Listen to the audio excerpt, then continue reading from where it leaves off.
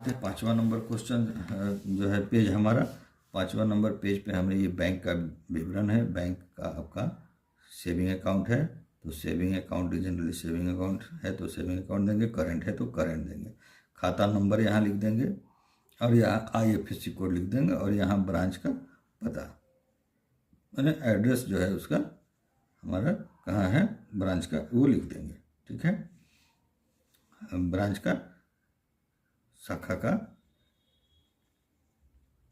नाम लिख देंगे कहाँ पे है। अब इसमें आता है tax is you country of tax residency outside India. लेकिन इसमें पूछता है क्या कि आप जो है यहाँ रहते हैं लेकिन आप किसी दूसरे देश में टैक्स भरते हैं क्या, मतलब आपकी कमाई बाहर की है वहाँ टैक्स देते हैं। तो यहाँ इंडिया के लोग हैं तो यहाँ जनरली नो ही होगा, इसमें नो कर देंगे। उसके बाद हम यहाँ देखेंगे मोबाइल नंबर हमारा आ गया, ये 10 अंक का मोबाइल नंबर हम यहाँ डाल देते हैं और उसका ईमेल आईडी हम यहाँ पार्टी का है तो ईमेल आईडी यहाँ पर लिख देते हैं। ठीक है, ये अब हमारा खंड शुरू होता है दूसरा यहाँ से प्रस्तावित योजना विवरण। अब आपने जो प्रस्तावित योजना विवरण क्या हो गया, यानी कि जो आपने बीमा जो आप ले रहे हैं उसके बारे में आपको जानकारी देनी है कि आप कौन सा प्रस्ताव दिया है। तो पहला आपसे एक सवाल पूछता है कि आपके बीमा का उद्देश्य क्या है। तो बीमा का उद्देश्य क्या होता है, हमारा सेविंग भी है और रिस्क कवर भी, हम बचत भी करते हैं और हमारा ये जो हम योजना ले रहे हैं वो हमारा रिस्क कवर भी करता है।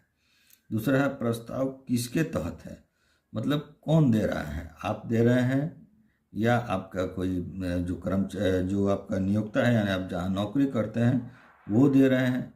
तो यहाँ पे हम अगर व्यक्तिगत कोई दे रहा है तो यहाँ इंडिविजुअल लाइफ लिखते हैं, यानी कि व्यक्तिगत जीवन, यानी कि स्वयं वो आदमी ही दे रहा है जिसके नाम से बीमा हो रहा है, उसके लिए कोई दूसरा नहीं ले रहा है। तो तीसरा अब हमारा क्वेश्चन होता है कि कृपया मूल योजना के साथ राइडर्स को टिक करें।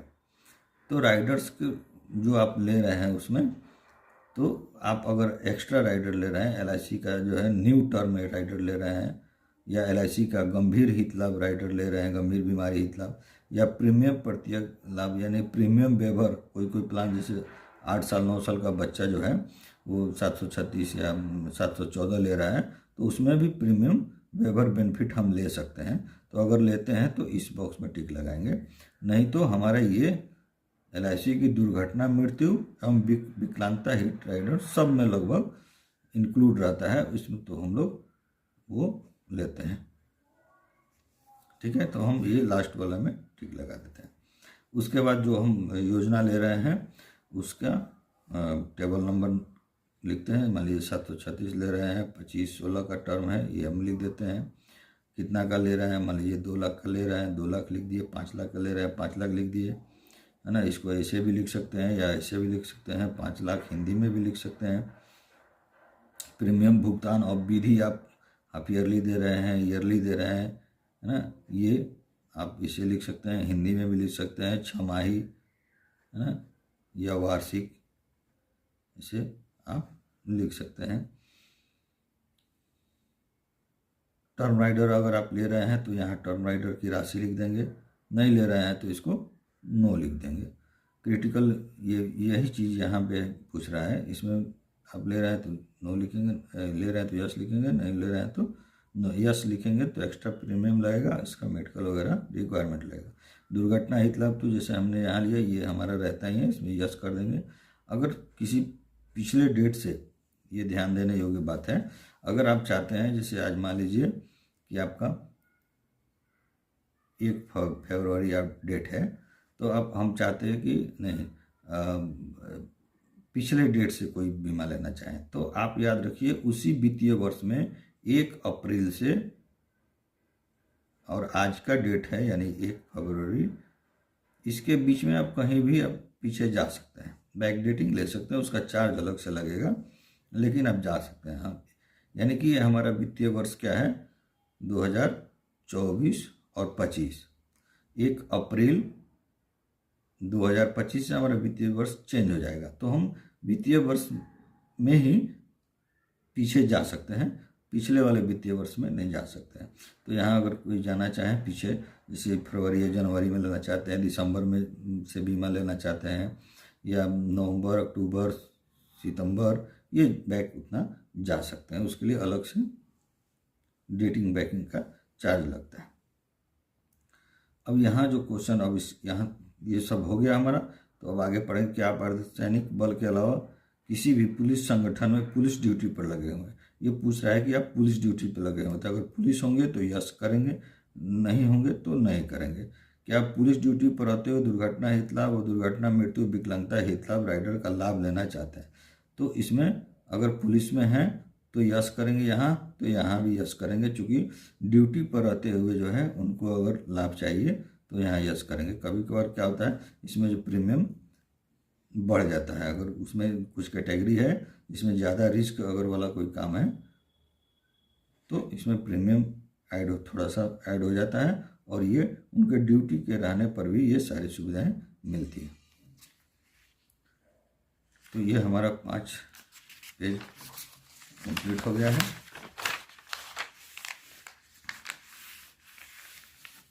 अब हम आते हैं अपने 6ठे नंबर पेज पर।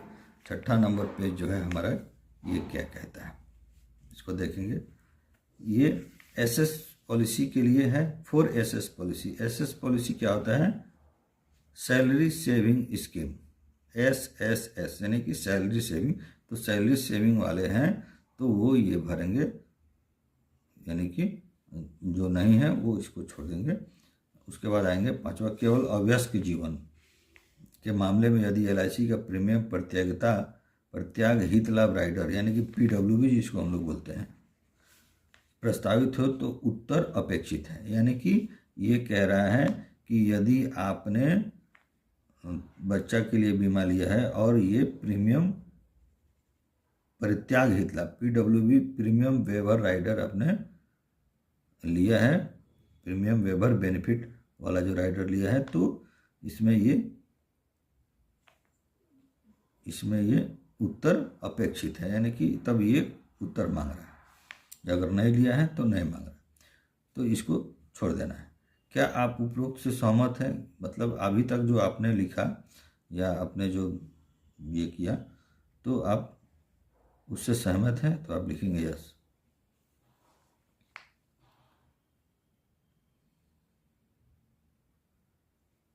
और ये उपरोक्त से सहमत है यानी कि ये जो आपको दिया हुआ है टोटल कि इस राइडर के तहत प्रीमियम प्रत्याग लाभ मूल पॉलिसी में प्रस्तावक की मृत्यु से राइडर की अवधि में समाप्ति होने तक राइडर की अवधि की समाप्ति होने तक देय प्रीमियम के प्रत्याग के बराबर होगा। तथापि यदि इस राइडर के अतिरिक्त मूल पॉलिसी के तहत अन्य राइडर चुना जाता है, तो ये चीज़ पढ़ के ये पूछ रहा है कि ये पढ़ के आप बताइए कि सहमत है कि नहीं। तो यहाँ सहमत है।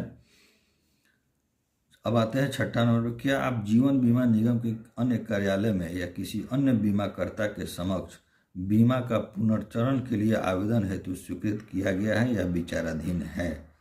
तो यदि हाँ तो विवरण दीजिए। तो कार्यालय में, किसी अन्य कार्यालय में बीमा अपने रिवाइवल वगैरह के लिए दिया है तो उसमें पूछ रहा है, तो इसमें हम नो लिख देते हैं। क्या जीवन साथी और बच्चों के जीवन पे एक साथ प्रस्तावित है? यानी कि जो ये राकेश कुमार जी जो बीमा ले रहे हैं, इनसे ये पूछा जा रहा है कि क्या आपने अपनी वाइफ के लिए भी बीमा अभी प्रस्ताव दिया है या बच्चों के लिए प्रस्ताव दिया है? तो अगर दिया है तो हाँ, नहीं दिया है तो जनरली लोग नहीं देता है, एक बार में एक ही बीमा अभी करा रहे हैं राकेश जी, इसलिए इन्होंने नहीं अपने बच्चों के लिए प्रस्ताव पत्र ऐसा दिया है और ना पत्नी के लिए, तो यहाँ नो लिखें। क्या आप किस्तों में, हाँ ये देखिए ये पूछ रहा है कि निपटान विकल्प यानी कि संबंधित योजना के शर्तों के तहत सेटलमेंट ऑप्शन है। यानी कि क्या आप किस्तों में परिपक्वता लाभ यानी कि जो आपका मैच्योरिटी होगा उसको आप किस्त में लेना चाहेंगे या एक ही बार लेना चाहेंगे? तो एक ही बार लेंगे तो यहाँ नो पर टिक लगाएंगे। अगर किस्त में लेना चाहते हैं 5-5 साल पे या हर साल थोड़ा थोड़ा, तो वो लिखना होता है। तो अगर ये आप यस लिख रहे हैं तो कृपया उस पृष्ठ को भरें जो प्रस्ताव फॉर्म का एक हिस्सा है। तो जो आप यहाँ यस करेंगे तो उसको एक अलग से उसका एक फॉर्म भरना होगा जिसमें आपको बताना होगा कि आप कैसे कैसे उसको इंस्टॉलमेंट में लेंगे। तो यहाँ हम दोनों में नो कर रहे हैं। अब यहाँ जो ये नंबर पूछता है कि आप ग्राहक पोर्टल पे पंजीकृत हैं, मतलब जो कस्टमर पोर्टल है LIC का एक ऑनलाइन, उस पर आप पंजीकृत हैं। जो हैं सो हैं, ज़्यादातर लोग नहीं रहते, लेकिन रहना चाहिए। कस्टमर पोर्टल है www.licindia.in पर आप जाएंगे तो वहाँ एक कस्टमर पोर्टल है, उसमें आप रजिस्ट्रेशन कर सकते हैं। आपकी पॉलिसी की सारी जानकारियाँ वहाँ रहेंगी। या इसका एक ऐप भी आ गया है जिसको हम लोग LIC डिजिटल बोलते हैं। उसके बाद हमारा आता है खंड 3। खंड 3 आता है स्वास्थ्य और आदतों का व्यक्तिगत और पारिवारिक विवरण, यानी कि आपकी स्वास्थ्य कैसी रहती है और आपका व्यक्तिगत आदत कैसा है। आप नशा करते हैं, क्या करते हैं, ये व्यक्तिगत आदत। और पारिवारिक विवरण, परिवार में कितने लोग हैं, उनकी क्या स्वास्थ्य की स्थिति रहती है या रही है भविष्य में, और आपके स्वास्थ्य की क्या स्थिति रही है। तो ये सारा विवरण इसमें हम लोग देते हैं। तो व्यक्तिगत पहला आ जाता है व्यक्तिगत स्वास्थ्य, यानी कि जो जिनका हम पॉलिसी कर रहे हैं उनके स्वास्थ्य के बारे में ये क्वेश्चन पूछा जा रहा है। तो आप लिखेंगे अपना सही वजन, हाइट और वेट इसमें लिख देंगे सेंटीमीटर में। क्या आप पिछले 5 वर्षों में किसी ऐसे रोग बीमारी से जिसमें 1 सप्ताह से अधिक तक उपचार की आवश्यकता रही है, इसमें लिखेंगे नो। क्या आपको कभी भी सामान्य जांच, देखभाल, उपचार या किसी अन्य जो है किसी भी प्रकार की चिकित्सा के लिए अस्पताल, नर्सिंग होम में दाखिल किया गया है, नो। क्या आप पिछले 5 वर्षों दौरान स्वास्थ्य के दौरान अपने कार्य से यानी जो आप काम करते हैं उससे कभी अनुपस्थित रहे हैं, आपका तबीयत खराब रहा हो कुछ दिन से और आप काम पे नहीं जा पाए हो। उसी तरह से इसमें है फेफड़े, श्वसन रोग, लगातार खांसी, अस्थमा, निमोनिया, थूक में खून इत्यादि इस तरह का कोई प्रॉब्लम रहा हो, नो।